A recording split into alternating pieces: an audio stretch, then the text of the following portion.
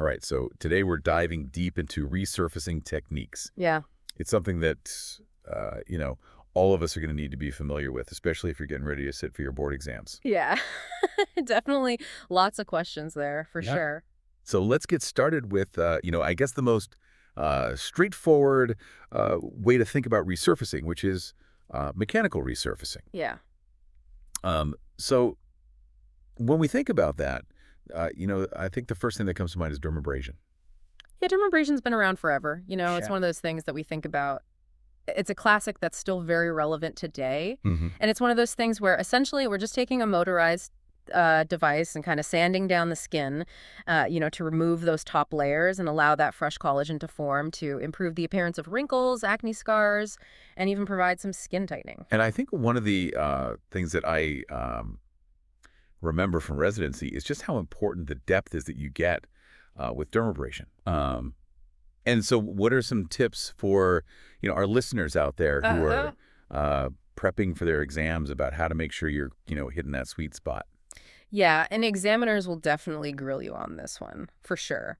I think the key is to look for what we call paprika bleeding, Right. which is that sign that you've actually reached the proper depth in the papillary dermis. Hmm. And that's going to be a lot more reliable than just saying, oh, I did it for this amount of time or this amount of pressure, right? Right. It's that visual endpoint that you're looking for. That makes sense. Um, And, how do we make sure that, when we're working at that depth, we're avoiding those sebaceous glands?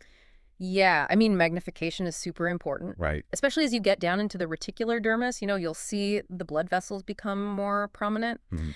And with good magnification, you can actually see those white lines of collagen fibers, which is a good indicator that you're, in the right layer there. Yeah. Um, and so dermabrasion, we know that it can be great for certain types of wrinkles and scars, but what areas is it not ideal for?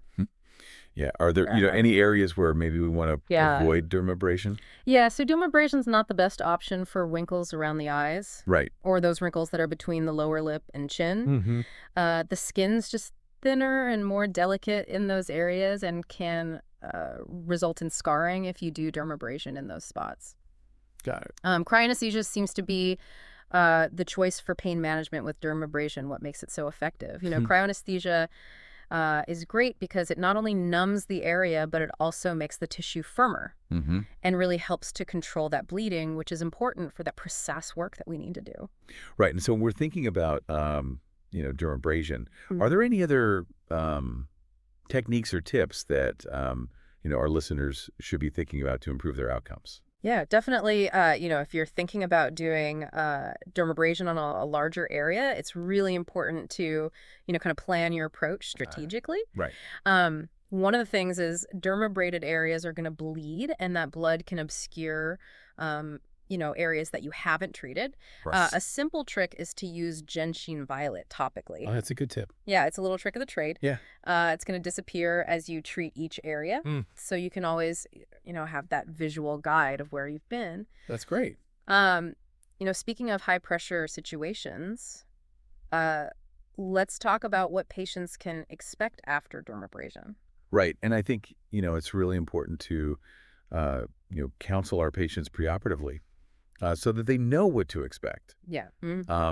But also so that we as surgeons know Uh-huh. what to expect and what to look out for Right. I mean, during that healing process. so, reepithelialization typically takes about 7 to 10 days, depending on the depth of. Redness is common for a few weeks and then kind of fades to pink over the next couple of months. Right. Swelling gradually subsides over about 3 months. Mhm. And then, that collagen remodeling, that's really the magic. Right. That takes about 3 to 6 months to really see the full effect. Yeah. So it takes time. Yeah. And then I think it's also important to think about some of those potential complications that we always want to have in the back of our minds. What are some of those that we should be prepared for? Melia can be a problem for a few weeks after the procedure. Mm-hmm. Patients can have some acne breakouts. Mm. Hypopigmentation can affect, about 10 to 20% of Mhm. patients.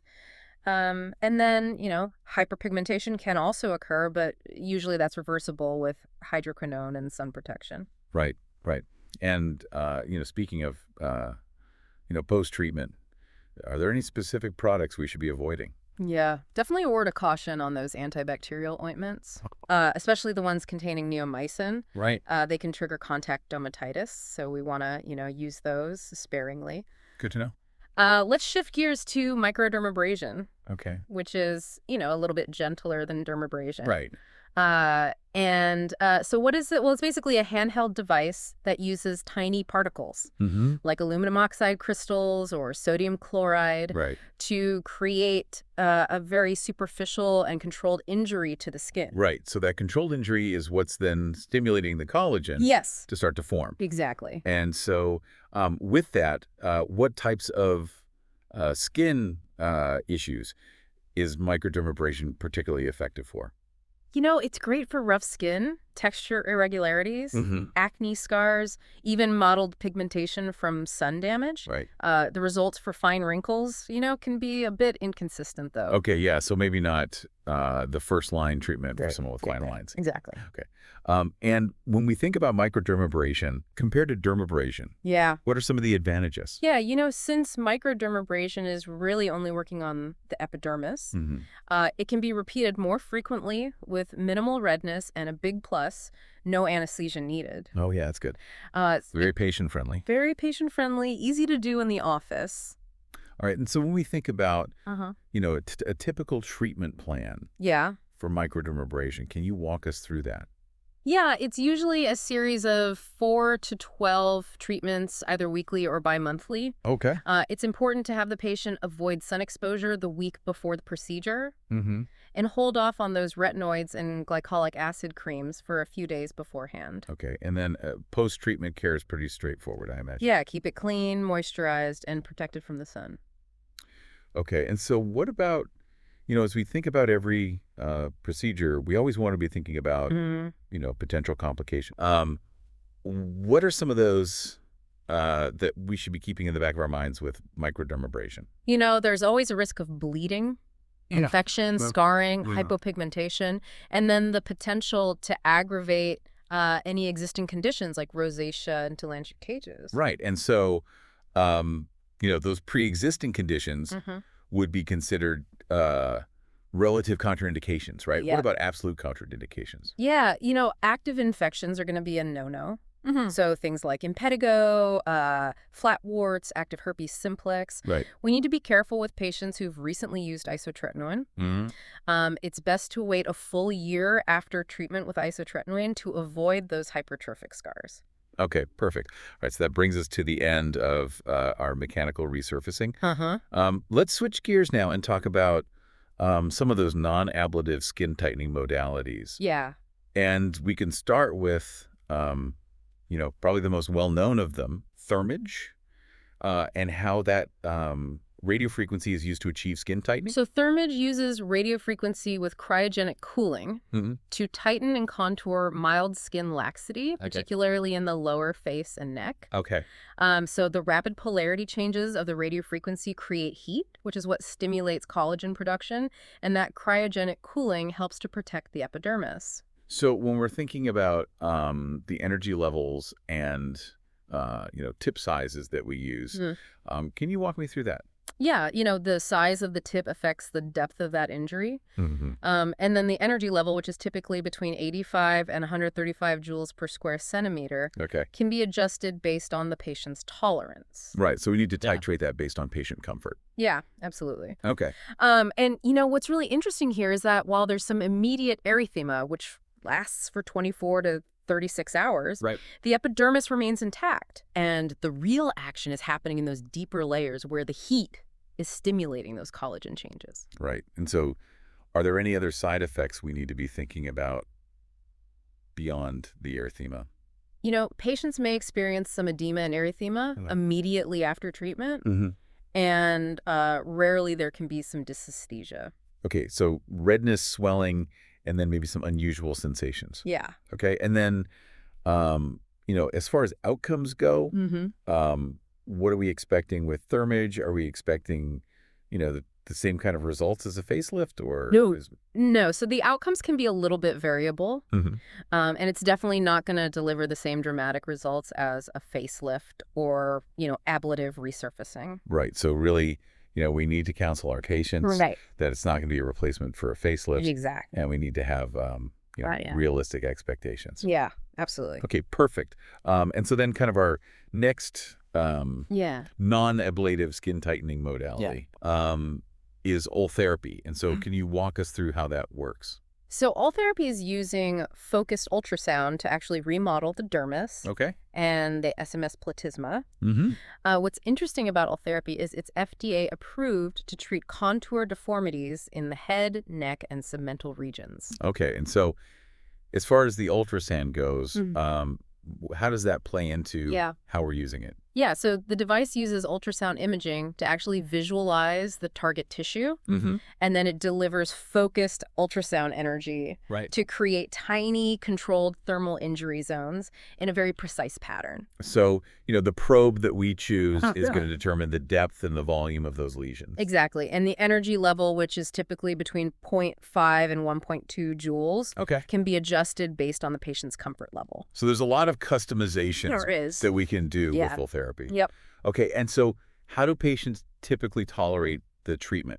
Most patients do experience some discomfort over bony prominences. Mm-hmm. But again, we can adjust that energy level to keep them comfortable. And, when we think about what's going on at a histological level Yeah. with full therapy, Yeah. what are we seeing? So you'll see these very distinct zones of collagen disruption, Mm-hmm. but thankfully that epidermis remains intact. Right. And treatment can actually reach depths of up to 4.5 millimeters. Okay, so we're getting down there. We are. And so any other side effects we should be thinking about with full therapy? The most common side effect is skin flushing right after treatment. Mm-hmm.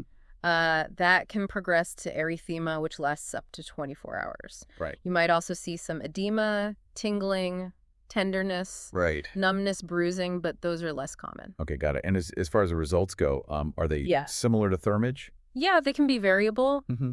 And again, you're not going to deliver the same results as a facelift or ablative resurfacing. Right. And so I guess as we kind of wrap up our discussion on thermage and therapy, I think the biggest takeaway is that, Yeah. patients may need multiple treatments Right. and that, And to manage expectations, Yeah. make sure that the patients understand that the results are going to be modest compared to surgical option. right. So really, these are modalities that we want to use in those patients that Mhm. are seeking less invasive options. Yeah, And, are accepting of Right. those modest results. exactly. Okay, perfect. So let's move on now to, I think, what we all think about the most Mm-hmm. when we're talking about resurfacing, which is chemical peels. Chemical peels, yep. And so I guess, when we think about a chemical peel, what are we actually trying to accomplish when we do a chemical peel? So we're applying a chemical exfoliant to the skin, Mm-hmm. which creates a very controlled wound, either in the epidermis or dermis or both. Mhm. And this triggers that very natural healing process, Right. leading to both contour correction and cellular regeneration. So really, we're kind of harnessing the body's Yes. own Mhm. power to rejuvenate the skin. Exactly. Okay. And there's this whole spectrum of chemical peels, Mhm. right, ranging from superficial to deep. Right. And so can you kind of break down for us, when we're thinking about superficial, medium, deep, what types of, skin concerns are we targeting with each of those? Yeah, superficial peels are ideal for minor imperfections. Mm-hmm. So we're thinking upper epidermal defects, maybe some mild dyschromia, Mm-hmm. even melasma. Right. Medium depth peels are going to target those issues that are a little bit deeper. Mm-hmm. So superficial dermal defects, maybe some mild sun damage, those pesky superficial wrinkles. Right. And then those deep peels are really for those, Yeah. big problems. Yeah, deeper dermal defects, severe dyschromia, and then, those deep wrinkles. Okay. So, as we think about superficial, medium, deep, Mm-hmm. can you kind of give us some examples of, what are the, Mm-hmm. agents that we're using in each of those? Yeah, so for superficial peels, Mm-hmm. we're using those alpha hydroxy acid peels, or what we call AHAs. Mm-hmm. Gessner solution, Mm-hmm. salicylic acid, and then even dry ice can be used. Okay. For medium depth peels, we're thinking about trichloroacetic acid or TCA. Right. That's going to be the main one. Okay. Sometimes in combination with other agents. Okay. And then deep peels, phenol is the star of the show. Right. We have the classic Baker-Gordon formula and then Hetter's formula, Mm-hmm. which both use phenol as their base. Okay, perfect. And so Yeah. I think it's important to think about, that the depth of a peel isn't only determined by the type of agent we use. Uh-huh. What are some other things that are influencing how deeply a peel is going to penetrate? Yeah, so the concentration of the acid, Right. skin preparation, whether it's degreased, Mm-hmm. how clean it is, the density of sebaceous glands, Well, right. even individual anatomy, Right. are all going to play a role. It's not as simple as, putting on the solution and hoping for the best. No, definitely. We need to take a lot of things into A account. lot of factors, yeah. All right. And I guess one thing, as we're thinking about chemical peels, Mhm.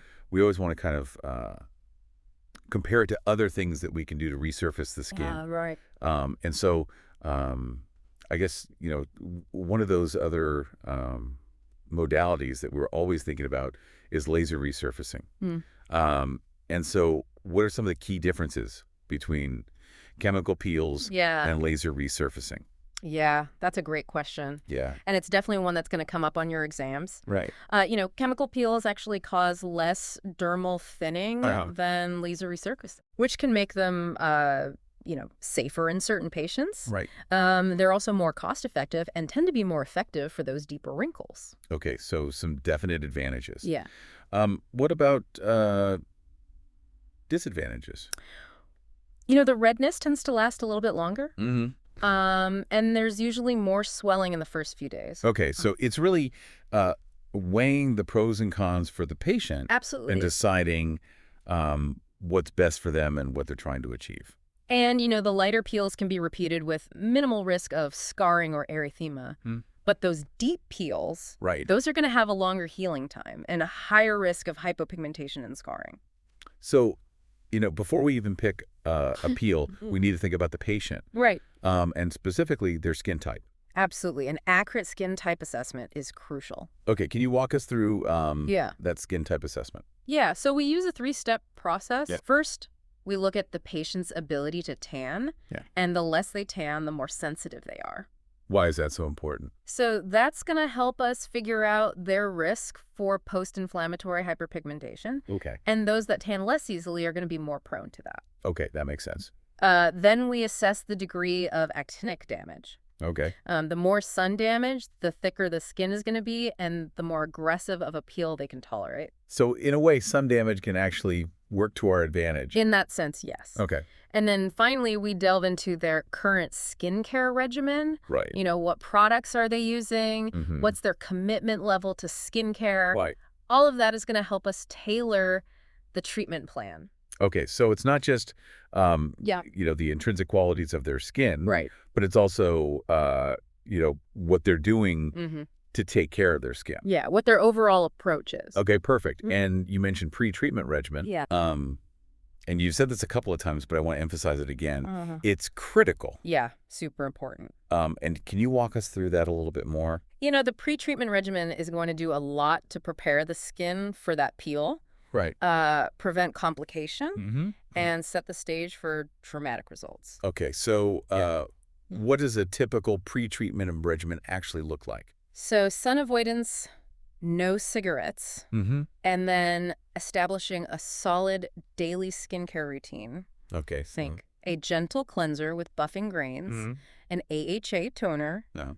and a vitamin A conditioning lotion. Okay, so we're exfoliating. We're increasing that cell turnover. Yes, And then, really prepping the skin Right. for the peel. exactly. Okay. And, that regimen's really going to kick cell turnover into high gear. Mm-hmm. Instead of the usual 28 days, we're looking at 10 to 12 days. Wow, that's a significant difference. It is. And you want to see kind of a rosy red hue to the skin. Right. That's a good sign that that cell turnover is happening rapidly. Okay, so rosy glow good? Rosy glow, good. Okay. And then, that pre-treatment regimen can actually be adapted depending on what you're planning. Right. For patients who are having those more aggressive treatments like deeper peels or laser resurfacing, Hmm. you might use this regimen for weeks to months beforehand. So again, it's really tailored to what you're planning to do. Right. Okay, and then, one of the things you mentioned earlier was tretinoin. Yeah. And I think that's really important to, highlight again. Uh-huh. What's so great about tretinoin? So tretinoin is a synthetic retinoid that stimulates collagen production. It boosts blood vessel formation. Right. It exfoliates the skin. Mm-hmm. So it's going to really prep that skin and make it more receptive to those peeling agents. And it's particularly helpful for patients with thicker or oily skin. Yeah, but remember, tretinoin increases sun sensitivity, so strict sun protection Of course, of course. is a must. Okay, perfect. All right, so let's move on to some of those superficial peeling agents. Mm-hmm. And we can start with alpha hydroxy acids. Yeah. And what makes them so popular, they seem to be everywhere. They are. Well, So they're naturally found in fruits. Oh, okay. And they work by loosening the bonds between those skin cells in the upper layers of the epidermis, causing them to slough off. So it's really working on the surface. Yeah, very superficial. Okay. Right. And what are some of the different types of AHAs that we use? So we use lactic acid, glycolic acid, tartaric acid, malic acid, Mm-hmm. and the concentrations range from 10 to 70%. Okay. And so how are we choosing which one to use? It really depends on what you're trying to achieve. Okay. Obviously you have to take into account the patient's skin type, Right. their tolerance. Mm-hmm. So there's kind of an art to using these. There is, yeah. Okay. Yeah. And, one thing I remember hearing Yeah. about is the pH. Right. And how that's really important. Mhm. So can you kind of walk us through that a little bit? Yeah, a pH below 2 can actually cause skin cell death rather than exfoliation. Oh, okay. The FDA actually regulates the pH and the concentration of AHAs Okay. to ensure that you're actually getting that exfoliation. Right, right. And we can actually enhance the effects Uh-huh. of AHAs Mm-hmm. by pre-treating with tretinoin. Yes. Right. Yeah, tretinoin can actually enhance penetration, Mhm. and it can actually speed up the healing. So, Okay, so we can use it yeah. in multiple ways. Yeah. Okay. And then, another superficial peel is Jessner's solution. Right. And what's unique about that? Yeah, what's so special about Jessner's? Well, it's a combination of resorcinol, Mm-hmm. salicylic acid, lactic acid, and ethanol. And so it's kind of nice because you can use it for both superficial and intermediate depth peeling. Okay, so it's a little bit more versatile. Yeah. Okay, and then, lastly, for our superficial peels, we have salicylic acid. Yep. And I think that's one that everyone kind of associates with Acne. Yeah. So what makes it so effective for acne? So it's typically used in concentrations of 20 to 30%. Mm-hmm. And its superpower is that it's lipid soluble, meaning it can penetrate those oily pores, Right. which makes it ideal for comedonal acne. So it's really going after those, It is. blackheads and whiteheads. Yes. Okay. And as a bonus, it also has anti-inflammatory and anesthetic properties. Oh, nice. So it can actually reduce redness and pain That's great. during the peel. Okay, perfect. And then Yeah. dry ice. Dry ice is another. Mm-hmm. Oh, yeah. So, with those TCA peels in the setting of a facelift. Some studies have shown that TCA peels can be safely used with deep, plain facelifts. But, there's always that concern about potential skin sloughing in patients who've had skin undermined during a facelift. Right. So, it's a decision that should be made on a case-by-case basis, Oh. in consultation with senior surgeons and really weighing those benefits against the risks. Okay, so proceed with caution. Yeah. All right, so let's move on now to those deep peels, those, phenol peels. Yes. And, again, these are the peels that we reserve for those patients with severe sun damage, right? Those Glogau level 3 and 4. Mhm. What makes them so effective for those patients? So they penetrate deep all the way to the mid-reticular dermis. Wow. And so we're really addressing those significant wrinkles, the deep pigmentation issues, that leathery texture. Right. And phenol, which is a derivative of coal tar, Mm-hmm. it works by rapidly denaturing and coagulating that surface keratin. So it's really creating that controlled injury that we need to trigger that cascade of healing and collagen remodeling. So it's like scrambling an egg. You're Yeah. completely changing the Just structure. got it. Okay. And we talked about patient selection being so important, Right. especially given the potential cardiac effects of phenol. Mm-hmm. Um, can you remind me what some of those contraindications are? Absolutely. So phenol is absolutely contraindicated in patients with a history of cardiac arrhythmias, Right. liver problems, kidney problems. Mm-hmm. And we also want to avoid it if they're on any medications with potential cardiac side effects. Yeah, so again, safety first. Always. Okay. Um, and there's been a lot of debate over the years Right. about the concentration of phenol that we Yeah. use. Mm. What's kind of the current thinking on that? Yeah, some of the early practitioners were using concentrations as high as 88% Wow. for superficial peels that they were repeating monthly. But others have actually found that lower concentrations, around 50%, can be just as effective with fewer complications. So it's really about finding that sweet Yeah. spot, Absolutely. finding that balance. And what's the most common phenol peel formula that's used? So the Baker Gordon peel is kind of the gold standard. Okay. And that's a combination of phenol, water, liquid soap, and croton oil. Now, why the liquid soap? So the liquid soap acts as a surfactant, Okay. meaning it lowers that surface tension and allows the phenol to penetrate more evenly. Okay. It also helps to emulsify the mixture. Okay. And then the croton oil, that's Yeah. really what's driving the Yeah. inflammation and the collagen production. Yeah, so croton oil is a very powerful skin irritant. Okay. And it's going to trigger that inflammation, the blistering, and ultimately the collagen formation. Right. So it's really a key player in stimulating that wound healing response. Oh, it's the Kickstarter. It is. Okay. And then you mentioned Hedder's croton oil peel. Yeah. So how does that differ from the Baker Gordon? So Heder actually believes that croton oil is the real hero of phenol peels, Oh, not the phenol itself. interesting. And he actually has developed his own specific formulas Okay. with varying concentrations of phenol and croton oil that are tailored to different areas of the face Okay. and the desired depth of the peel. So it's a much more kind of nuanced approach. Yeah, it's a little more customized. Yeah. And, Heder also emphasizes the importance of the mixing order. Okay. So he adds the croton oil to the undiluted phenol first, allows it to dissolve completely, then adds water, and finally the soap. Very specific. Very specific. Okay. And then we talked about, those cardiac risks Right. associated with phenol peels. Mm-hmm. How do we minimize that risk? So, studies have shown that treating a large area of the face, like 50%, with a phenol croton oil peel in under 30 minutes can significantly increase the risk of arrhythmias. Okay. But if you spread that treatment out over an hour, Mm-hmm. the risk drops dramatically. So it's all about pacing. It is. Okay. And then what are some other precautions we can take? So, we always monitor the patient's heart rhythm throughout the procedure, and supplemental oxygen can be helpful in preventing those arrhythmias. Okay. Thoroughly washing and degreasing the skin before you apply the peel can also help. Okay. And then peeling the face in small sections, Mhm. like 15 to 20 minutes apart, Okay. also reduces the risk. So again, it's about being meticulous Yes. and taking a cautious approach. Absolutely. Okay. So we've talked about TCA and phenol croton oil peels. Mm. How do they compare when it comes to potential complications like scarring and pigmentation changes? So interestingly, phenol croton oil peels actually tend to produce less hypertrophic scarring. Okay. Than TCA peels, regardless of the wrinkle depth.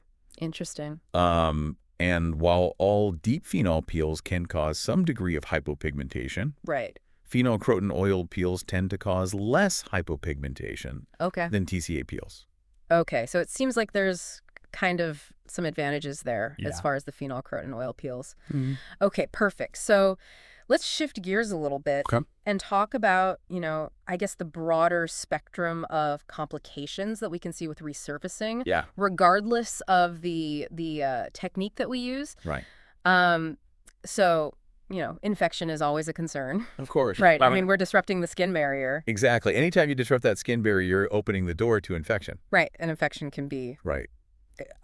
in a multitude of different ways. Bacterial, viral, fungal. Right. So Yeah. how do we try to, prevent infection? If they have a history of herpes simplex, you got to give them those prophylactic antivirals. And then just really meticulous wound care. Right. Really good patient education. Absolutely. Absolutely. Okay. What about, prolonged redness? Yeah. Is that something that we commonly see after these procedures? It can happen, especially with those deeper peels. Okay. And, topical hydrocortisone can be helpful in managing that redness and reducing the inflammation.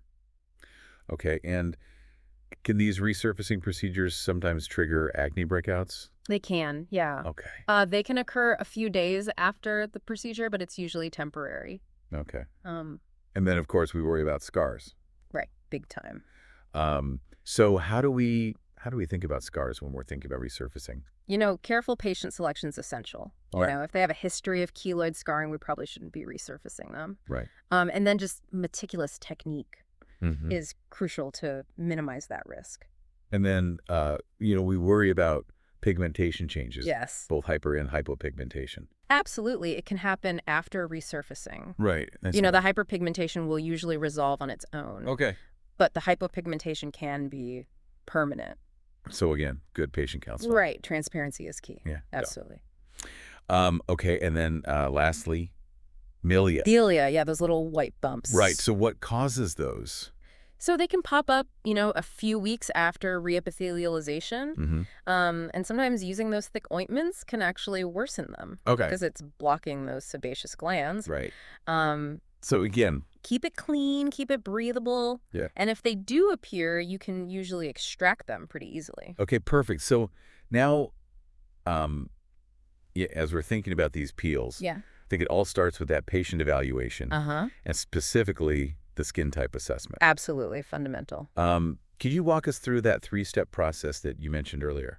Yes. So the first step is assessing their ability to tan. The less they tan, the more sensitive their skin's going to be, and the more likely they are to develop that post-inflammatory hyperpigmentation. So it's really a clue Mm-hmm. to how their skin is going to react. Exactly. Okay. And then the second step is evaluating the degree of actinic damage. Right. So, the more sun damage they have, the thicker their skin's going to be. Right. And So in a way, sun damage can be helpful. in that sense, yes. Okay. And then finally, we delve into their current skincare regimen. Okay. What products are they using? How consistent are they? How committed are they to skincare? Right. And that's going to kind of give us a clue as to, the overall health of their skin. Okay, so it's really not just about Okay. their skin type, Yeah. but their approach to Mhm. skincare. Absolutely. Okay, great. So Yeah. we're nearing the end of our deep dive. Yes. But I want, before we wrap up, Mm-hmm. really emphasize the importance of that pre-treatment regimen. Yes. And we've talked about it several times, but it's worth repeating. It's worth repeating. Absolutely. So can you just kind of, remind our listeners, what are the non-negotiables? Yeah. So sun avoidance, no smoking. Right.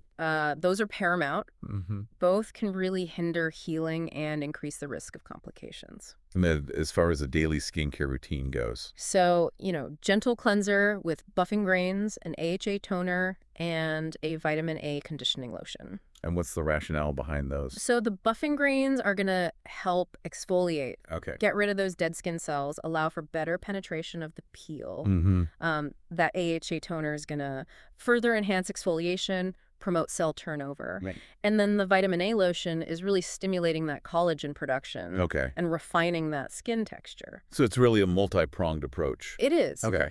It is. And what's the ultimate goal? So the ultimate goal is to really accelerate that cell turnover. Mm-hmm. So instead of the usual 28-day cycle, we're getting it down to 10 to 12 days. Okay. Ideally, and when you see that rosy red hue, Right. that's when you know that rapid cell turnover is happening. Okay, so rosy red good. Rosy red good. Got it. And then, that pre-treatment regimen can be adjusted based on what you're planning. Right.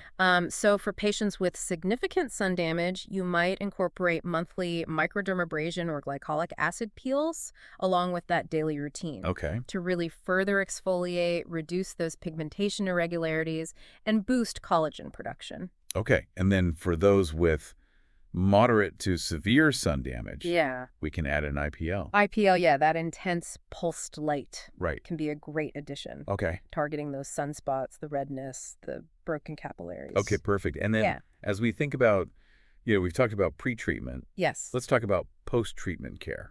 Yeah. What are some of the essential? Yeah. Post-treatment care is just as important as what we do before the peel. Okay. It's all about protecting that freshly peeled skin, Great. minimizing inflammation, and really supporting that healing process.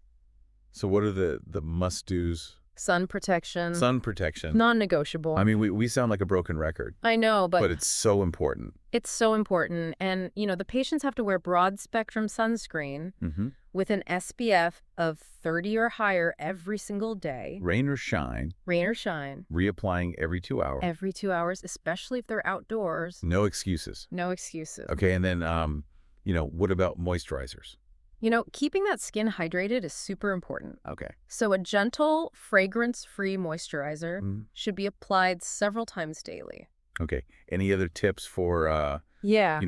promoting good healing? Avoid picking or scratching no matter how tempting. Right, right. Let that skin heal naturally. Mhm. Avoid any harsh skincare products, those retinoids, any Mhm. exfoliants Okay. for at least a week after the peel. And makeup. Wait a few days until the skin's fully healed before applying any makeup. And then, follow-up, how often should we be seeing our patients? So typically we assess the healing progress a week after the peel. Mm-hmm.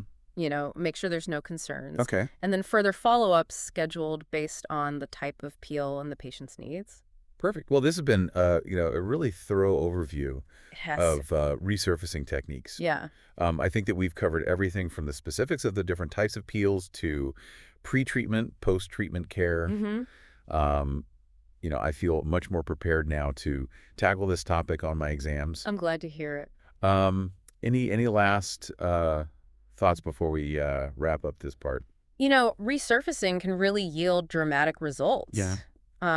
But it's not a quick fix. It really requires that commitment Mhm. to proper skincare, before and after. Yeah, it's a journey It's a and journey. not a destination. Exactly. Okay, great. Well, let's take a quick break, and we'll come back and finish up our discussion. All right, so picking up where we left off, talking about post-treatment care after a chemical peel. Right. I think, as you said, it's just as important as what we do It is. before the peel. Yeah. So I guess as a reminder to our listeners, what are those essential steps to really ensure a smooth recovery and those, amazing results? Yeah. So, it's all about protecting that freshly peeled skin, Mm-hmm. minimizing the inflammation, and really creating that ideal environment for healing. So what are the non-negotiables? Sun protection. I knew you were going to say that. That's so important. It's like we sound like a broken record, but We do. yeah, But we have to. we have to.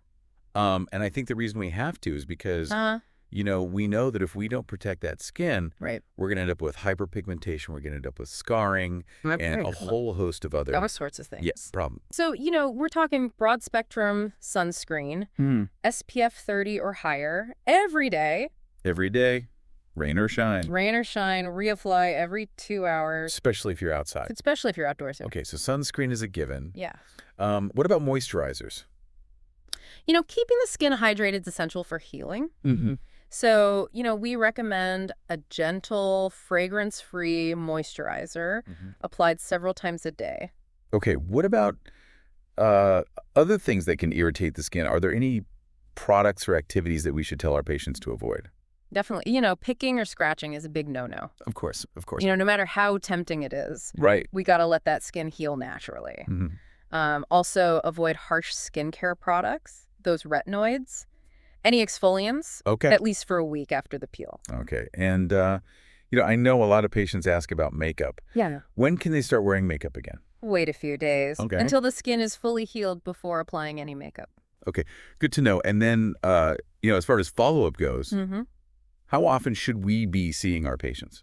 So typically we'll see patients a week after the peel, Okay. just to kind of check on their healing progress, address any concerns they might have. Right. And then further follow-up is, scheduled based on the type of peel and their individual needs. Okay, great. So, as we wrap up this deep dive on resurfacing techniques. Yeah, Um, I think we've covered a lot of ground. we We've have. talked about the different types of resurfacing, whether it's mechanical, those non-ablative techniques, or the chemical peels. Right.